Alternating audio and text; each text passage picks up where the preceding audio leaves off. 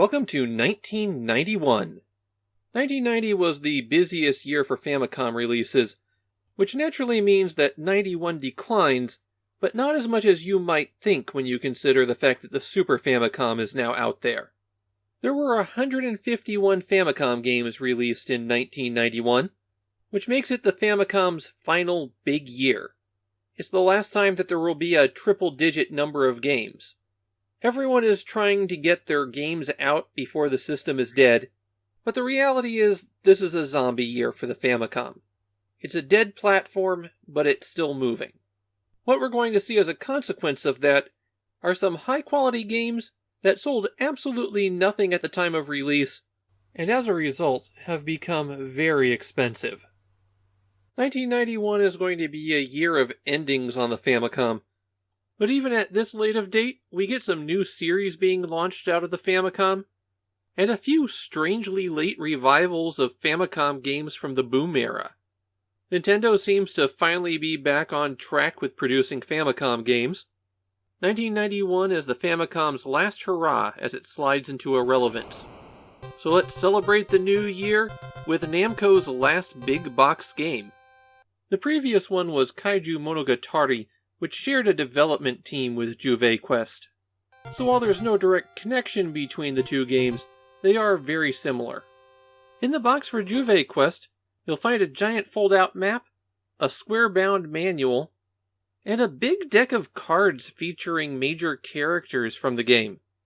The cards don't really do anything except in some cases provide some hints.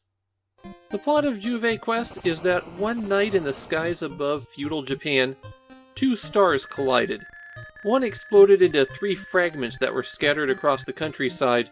The other just fell straight down, and when people went to find it, they found a baby that was missing an eye. 15 years later, that baby's named Juvei, and it's time for him to leave his home village and seek his place in the world. Obviously, this one's another RPG, and in terms of interface when you're exploring the world, it's pretty normal for Famicom RPGs. You hit the A button to bring up the menu, and there you can talk, search, get your own status, use 2 different styles of abilities, use an item, or save the game. One nice feature of Juvei Quest is that you can save anywhere, and saving the game is also how you find out how much experience you need to level up.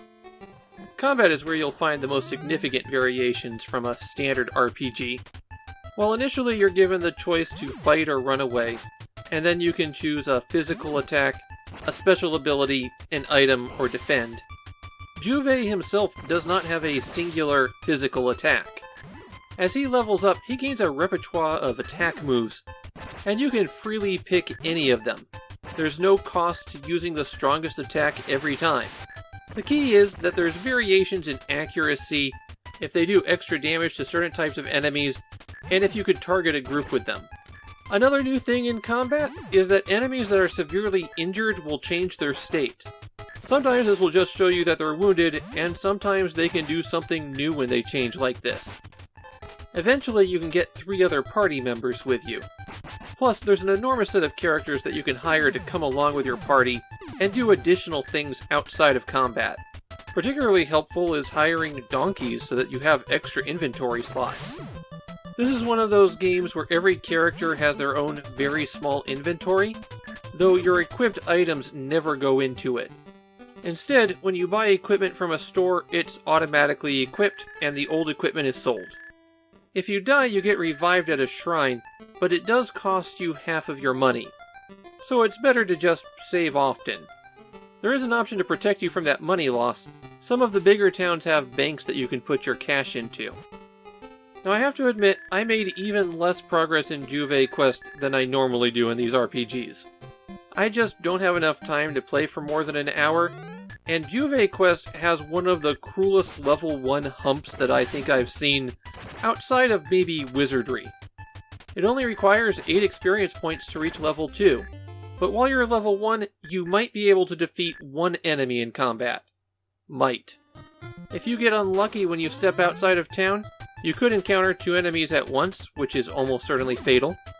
There's also an enemy that can poison you in that starting area. Besides the additional damage that you take, Poison greatly reduces the damage that you dish out, so you can't even defeat the starting enemies anymore. It reduces you to fighting one enemy, which takes a surprisingly long amount of time at level 1, then returning to town and sleeping at the inn, and then going back out again and hopefully encountering something you can defeat. There's also an absolutely enormous encounter rate in this game, and apparently a bug that accompanied it. I say apparently because no one's entirely sure if it was intentional or not. Walking on the grasslands that are at the border of other terrains, such as forests and hills, raises the encounter rate from very high to almost guaranteed. It's rare to go more than 4 steps without a fight in one of those regions. When I played Juvei Quest, I spent a lot of time grinding up the first level.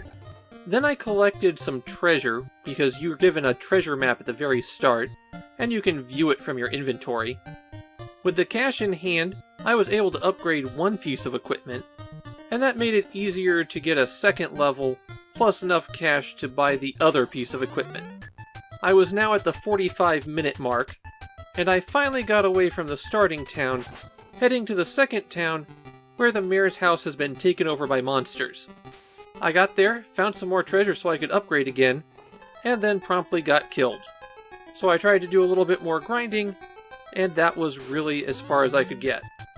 So not even through Chapter 1 of this 10-chapter game. Juvei Quest seems to have a bit of a mixed reputation in Japan. I found some people who called it one of the best RPGs on the Famicom, and plenty of others who did not like it at all. The one thing that those two groups seemed to agree on, though, was that the difficulty was way too high. Its reputation for difficulty does seem to make it relatively popular among retro gaming streamers in Japan, though.